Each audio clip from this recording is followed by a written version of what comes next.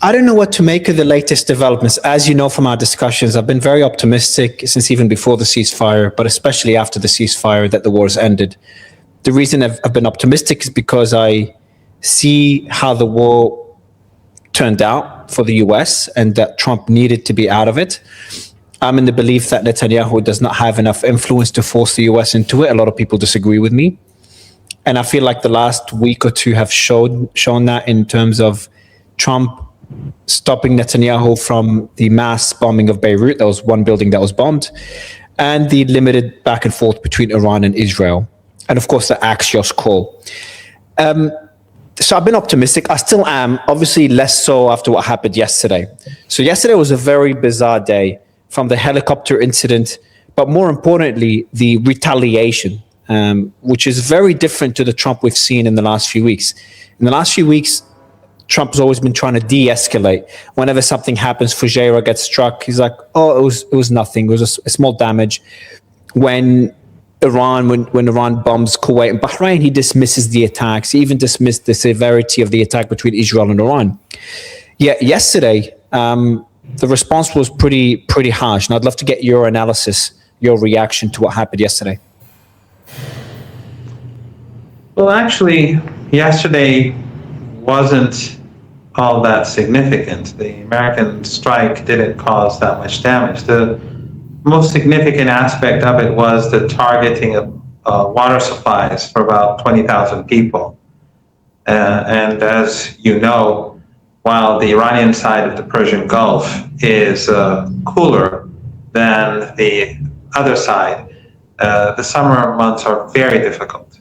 And for the Americans to intentionally strike the water supplies of 20,000 people is not just a war crime, but it is a sign or a signal that the Americans are potentially giving out that they are willing to carry out further crimes, as they've been doing during this whole period and before. The Iranian response, of course, was very heavy-handed. And I think the assessment is that in all the three last strikes that the Americans carried out, the Iranian response was heavy-handed, unlike previous occasions. On all occasions, it's been the United States that has violated the ceasefire. And of course, the siege on ports is a war crime, so it is a violation in itself. It is an act of war, I mean. So we are where we are, and Trump right now is threatening all-out war again, and the Iranians are prepared for all-out war.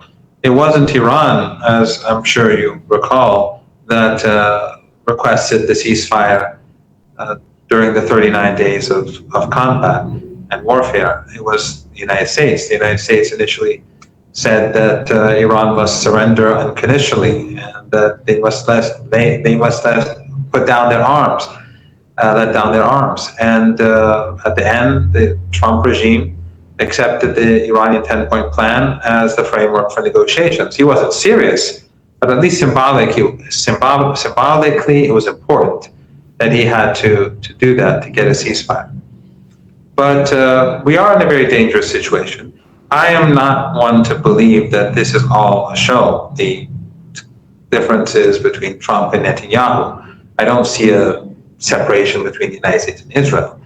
But I do think that the interests of Netanyahu and Trump are probably different. In the past, we have had fake news out there put forward by Axios, which is utterly discredited, but where Axios would try to portray Biden as being against the genocide, but it turned out to be a lie.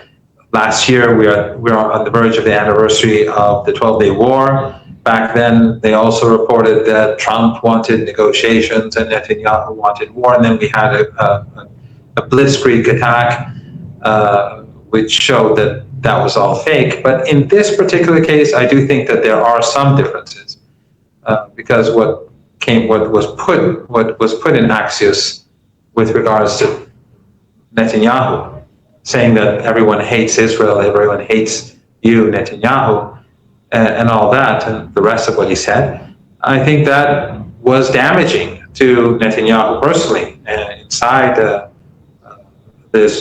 regime, and that we saw that in the following day in the Hebrew press. both among his allies and his opponents. And I do believe that there are powerful people in Washington who perhaps would like to see Netanyahu lose the election. Not that the opposition would be any different. I mean, they're genocidal as well, and equally genocidal. I mean, the whole regime, the people are genocidal according to their own polls. But maybe they could give a new leader a facelift and pretend that he's different, and all the miseries imposed upon humanity and is due to Netanyahu, and the new leader has maybe a pet dog or pet cat. Use that to dehumanize, and so forth, and so on and so forth. But while I do believe that gap exists between Trump and Netanyahu, I don't believe that any gap exists between the United States and the Israeli regime, at least currently. I think their goals are, there's a divergence of objectives, and most people agree on the Israelis would want to see the destruction of Iran, etc. Trump wants a deal. He's more of a business person. There might be a bit of an overlap of the objectives, but they're not identical. And this is where I think the Axios disagreement maybe is being overblown, and action speaks louder than words. So let's see what happens. But I've been in the belief that we are seeing significant disagreements, and Netanyahu will eventually have to kowtow to Trump. I'm hoping that's true, because Trump's objectives are more pragmatic, more towards peace than Netanyahu. Netanyahu was a lot more keen for war. I'm not saying Trump does not want war, but I'm saying if he has an off-ramp, he's more willing to take it than Netanyahu. And that's why I'm hoping that that Trump has the influence over Netanyahu and not vice versa. Obviously, I've been proven wrong before, and I can be proven wrong on this one. I do want to ask you about the strikes yesterday. So you said something important. I remember when Israel struck Iran, the strikes seemed significant. We saw the plumes of smoke. We know a petrochemical plant was struck. And then I spoke to a guest who spoke to people in Iran. He's like, Mario, the strike involved a lot of missiles, but the targeting showed that Israel did not want escalation. They wanted a show of force. And that was the Israeli-Iranian strikes. And what you're saying here is similar.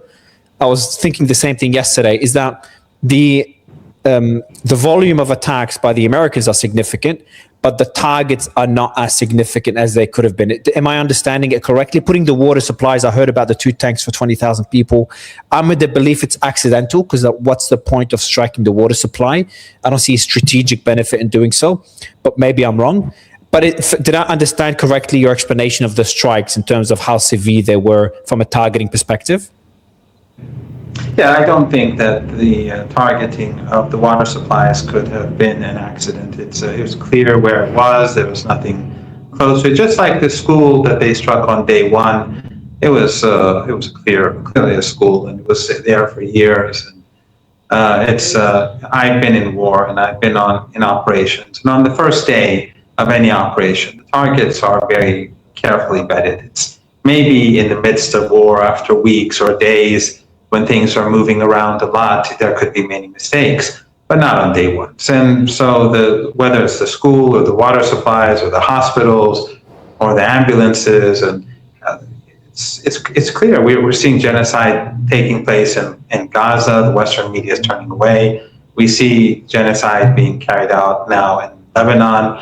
The Israelis are flattening city after city. They wanted to flatten Beirut, and no one in the West protested. So, I mean, this is when the West doesn't protest the flattening of Beirut. Why would anyone think that they would not intentionally target water supplies? That's nothing compared to the reason is because we know that Iran would retaliate by striking water supplies in the Gulf. So the risks involved, the benefit is minimal, striking water supplies to 20,000 people from a military perspective, even strategic perspective. And the consequences could be severe if it was intentional. Iran could do the same in the Gulf, and they've threatened to do the same in the Gulf. That's why I'm in the camp that it's accidental. No, I think it's clear that the Iranians would not do that at this stage when they target like 20,000 people. But if it becomes systematic, yes, Iran will do that, and they will. They've said that they will destroy the critical infrastructure of the Persian Gulf, but not because of one strike. Iran is far more patient than the United States with Israelis. The Iranians have deep humanitarian considerations. We saw during this war almost 3,500 Iranians murdered by the Trump and Netanyahu regimes. But according to DeepSeek, which I checked, in the Persian Gulf countries, they collectively 20 people were killed. That shows that Iran is very careful. But if Iran is forced to retaliate for the sake of deterrence, then Iran will have to go there. But no, I would put nothing beyond the Americans. When Trump speaks about obliterating a nation, taking them back to the Stone Age, wiping out a civilization, we're talking about a psychopath. But just to go back a bit to the Israeli regime in the United States, I agree that U.S. interests diverge immensely from Israel. I think they are completely different in reality. But and the American people are turning against the regime, as are people across the world. But the political elite in the United States are very closely bound to the regime. And therefore, their priority is not the United States, it is Israel. It is the Israeli regime.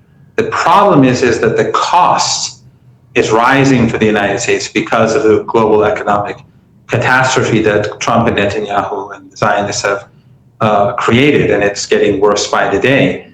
And there is no hope in sight for it to end because we're nowhere near a deal unless Trump capitulates, because Iran is not going to capitulate. So the question is, does the United States ultimately prioritize its own interests before the economy falls over a cliff? Or no, do they continue to go full steam ahead and pursue policies that are not in their interest? I don't even believe it's in the interest of the Israeli regime. It's in the interest of Netanyahu, who wants to stay in power, and his fanatical allies. On the question regarding the targeting yesterday, so I'm trying to understand, because you said it wasn't that significant of an attack, and I was under that impression as well. I got the same feeling. Is that what you mean? The targeting itself could have targeted more strategic targets, but it didn't do as much damage as it could have done. Is that what you mean? Let me put it this way. The Israeli regime, when they struck Iran, they were not very successful. And it is because the Iranians have prepared themselves for this war. And I don't want to go into detail. I'm not privy to many things, but I think after 39 days of war, we saw that the effectiveness of the two regimes in their assault on Iran was far less effective than they claimed. And I would openly say to you that what the New York Times and the Washington Post said about Iran's capabilities, that's an underestimation. Iran's military capabilities today to fight a war with the United States and the Israeli regime are greater than they were 3.5 months ago. Economically speaking, Iran is in a more difficult situation, no doubt. But militarily speaking, the Iranians are more prepared than before. So the Israelis, again, without going into detail, their strike on Iran was not successful. The Iranian strike against Israel was more successful. But the Americans did not carry out a strike as in the way in which it was advertised. Okay, so that's a very interesting point. I want to press on that a bit further. Why did he do it? Putting aside all the politics, just looking at it from a strategic perspective, what was the point of it? I'll tell you my assumption. Tell me if I'm wrong. The way I saw it is, so Iran has been, over the last few weeks, establishing escalation dominance. And I think there was a statement from the IRGC saying they will strike 1.5x to every, 1.5 to 1 ratio. Whenever they're attacked, they'll respond disproportionately 150% more aggressively. So that's what we've seen in the last couple of weeks. And we've seen that, when the Americans strike a radar on Qasem Island, the Iranians strike Kuwait and Bahrain, the bases with multiple missiles, and then the Americans don't retaliate. And Trump dismisses it the next day as nothing significant. We've seen that happen time and time again. And Trump was being mocked as being weak. Now, the Iranians tried to establish escalation dominance with Israel. They said, don't strike Beirut. Israel struck one building. They didn't even level the building. Relative to their previous bombing of Beirut, it was a lot less less damaging. But despite that, Iran conducted a pretty significant strike against Israeli territory. So to me, I saw Iran trying to again establish escalation dominance. The Israelis, in a way, didn't allow it. Not saying successfully, because at the end of the day, Israelis were not the last ones to retaliate. So maybe Iran did establish escalation dominance, but the Israelis retaliated in a more aggressive way than what Trump did for the last 2 weeks. And I feel like Trump is doing the same kind of similar playbook to the Israelis. He's showing strength right now. He doesn't want to sabotage the negotiations. I still think he wants a deal. I still think he will get a deal, and I think it will be soon. But as he walks away and as we get closer to a deal, he does need to show some strength to the Iranians. Otherwise, it just looks, when you show the other side you're too weak, the other side could take advantage of it. And one could make the argument that's what happened to Iran. Before this war, Iran was being very restrained up to the 12-day war and even after the 12-day war. And that was perceived as weakness. And what the Americans and Israelis then did is obviously launched this war this year that backfired. So not sure if I explained myself well. I would love to get your thoughts. Well, with regards to Israel and Iran, definitely Iran had the upper hand. This was an exchange where the Israeli regime failed, and it wasn't Iran that requested a ceasefire. Just like the 12-day war, where they launched their attack on Iran, it was not the Iranians who requested the ceasefire, it was the Israelis. Just like in the 39-day war, it wasn't the Iranians that requested a ceasefire, it was Trump. So in this exchange, the Israeli regime definitely did not have the upper hand. And the Iranians obviously were sending a message to the Israeli regime that when we say you cannot slaughter innocent civilians and you cannot carpet bomb the capital of Lebanon, despite the fact that the West has no problem with it, when we say you can't do it, you cannot do it, and we will hit you. But what Netanyahu wanted to do was to carry out a smaller attack. He murdered 2 people only. In Western terms, that's very little because the West supports mass slaughter. But in this case, 2 people were murdered, and they were just ordinary people. And what Netanyahu wanted to do was to normalize murder, and for Iran not to respond, and then he'd do it again in a couple of days, and then again, and then it'd be normalized, and then he would just start carpet bombing people. And remember, Dahi in southern Beirut is very crowded because hundreds of thousands of refugees have gone there. And the Lebanese government, being a proxy regime for the United States, because the president and prime minister were installed by force by the Americans and the Saudis, they have been trying to corner the refugees. They won't allow them to go to different parts of the country. They're not allowed to go into different neighborhoods and cities. And we know, I don't want to go into detail, but Western embassies have been supporting this. Western NGOs in Lebanon have been supporting this. Regimes in the Persian Gulf, their allies in Lebanon have been encouraged to do this, the Wahhabi, Salafi, Takfiri type. So and the regime is also, the Lebanese regime is also blocking aid from Iran and Iraq. So you can't get in tents or food or anything. So what they wanted to do was to corner the refugees.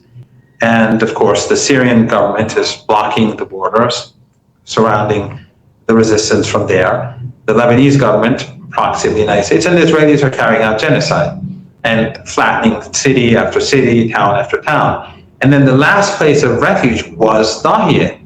And so what the Israelis want to do is to flatten Dahieh, to bring, and so that the Lebanese government, the president, the prime minister, Netanyahu, Trump, and others can bring these people to their knees and break them, the men, women, and children. And Iran said, no, you cannot do that. And Iran is also saying that you cannot continue this with Gaza either. Although Gaza is more difficult, because Gaza from the very beginning, it has been a part of the Iranian demands. But the situation in Gaza is more difficult. While genocide continues, and since this fake ceasefire, over 1,000 Palestinians have been murdered and slaughtered on a daily basis, and it's not in the news because the Western media is completely corrupted. But they even stopped the aid, Professor. They stopped the aid to Gaza when Iran attacked Israel. So but it's far worse than that. I mean, it's so catastrophic that it's just beyond imagination. But it just shows how corrupt the collective West is. Their media, their politicians, their MPs. It's just this whole system must go.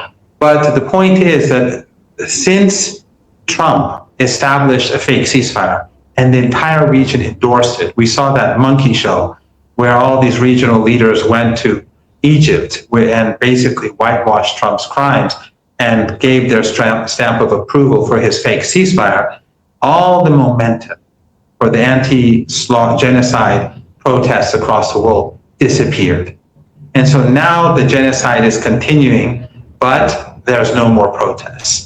So it was the presidents and prime ministers that went to Egypt, they all have a lot of blood on their hands, and they have done nothing since then. Of course, they continue to transport oil, or they buy gas, or they do trade. They're all complicit.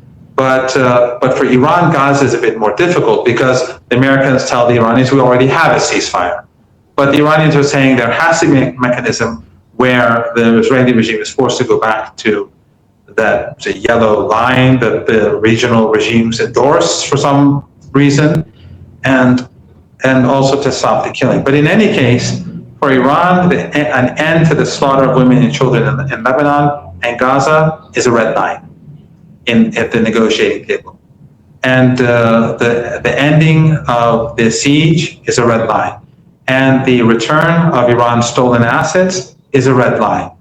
These are not things that the Iranians are going to relinquish, and these are things that the American negotiators agreed upon. Also, the waiving of sanctions on Iranian oil and gas during this period of the agreement. And of course, Iran will normalize the number of ships that go through the Strait of Hormuz will go back to normal, and Iran will state that it will not pursue nuclear weapons, which Iran has been saying for decades.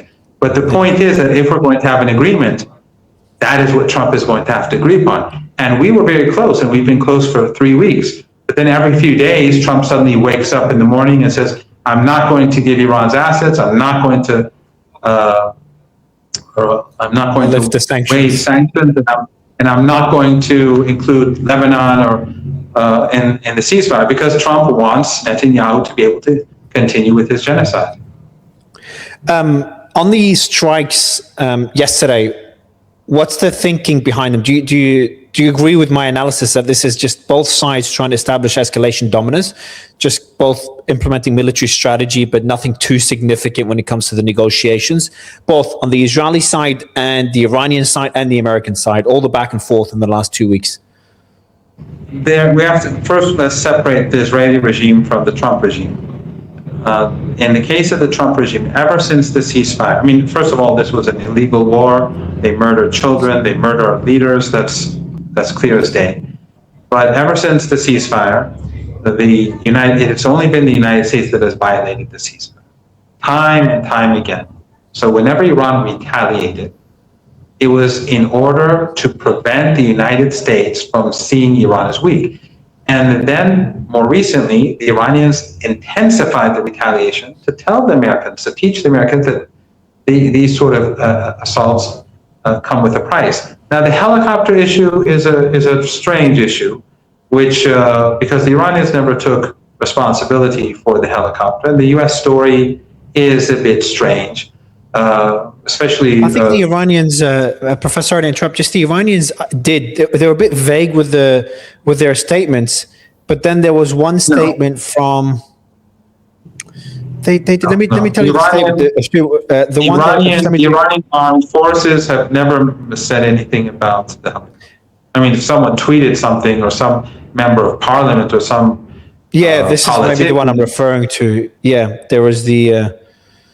But the politicians, the Iranian armed forces didn't deny it either.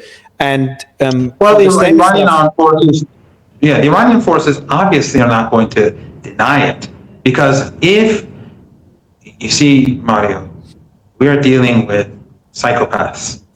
We're dealing with genocidal people who launch unprovoked wars.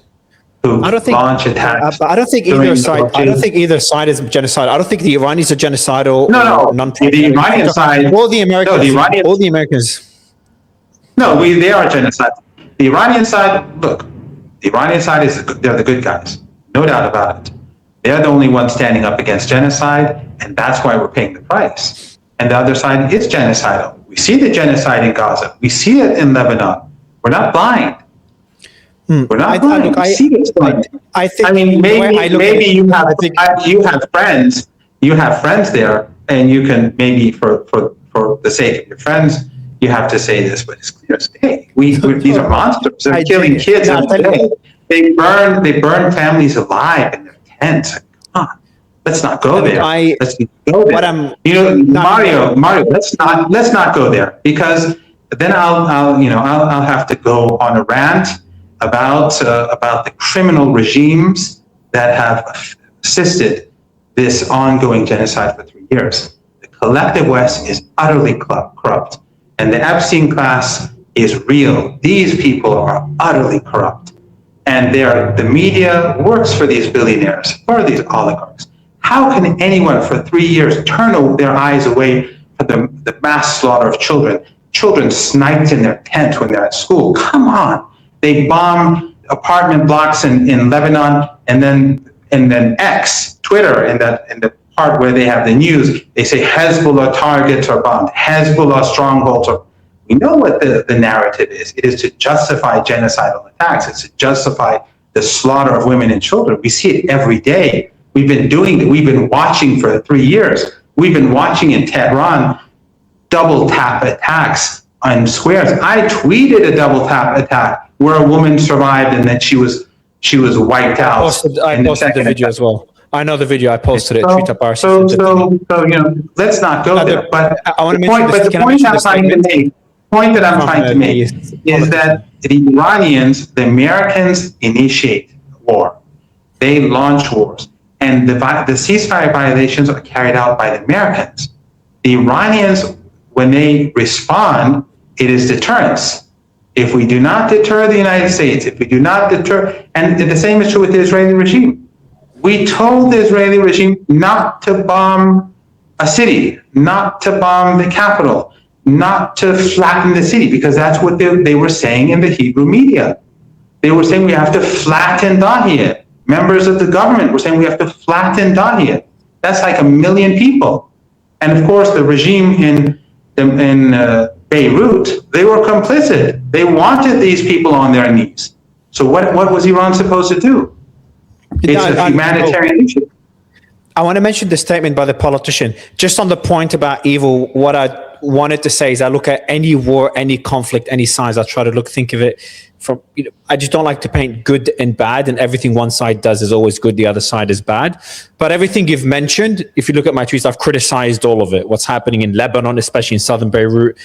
Gaza's probably the one that I'm most critical of. There's no moral equivalence, Mario. We can't say, well, in order to be fair, I'm going to create both sides. I'll criticize the Nazis and the Jews. I'll criticize the people of Cuba who are being strangled and the U.S. government. No, there's no moral equivalence. I'll criticize the Venezuelans and the Americans who bombed them and killed them and take their president hostage. There's no moral equivalence. I mean, if